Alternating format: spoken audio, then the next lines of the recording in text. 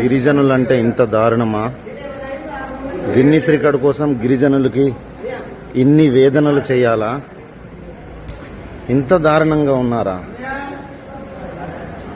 ఇక్కడ స్కూల్ పిల్లలని లేదు, స్కూల్ పిల్లలతో పాటు వచ్చిన స్టాఫ్ అని లేదు, చెల్లా చెదరగా పడిపోయినట్టు ఉన్నారు. చూడండి, వీళ్ళకి పడుకోవడానికి చక్కటి చోటు కూడా లేనంత విధంగా ఎంత దారుణమైన పరిస్థితి వచ్చింది. ఇక్కడ చూస్తుంటే మనతో పాటు వచ్చిన స్టాఫ్లు, రూట్ ఆఫీసర్లు, ఇన్ఛార్జ్ ఆఫీసర్లు ఎంత దారుణంగా ఉన్నారో ఇక్కడ చూస్తుంటే మన ఇంజనీరింగ్ అసిస్టెంట్కే పడుకోవడానికి చోటు లేదు. ఇంత దారుణమైన పరిస్థితి.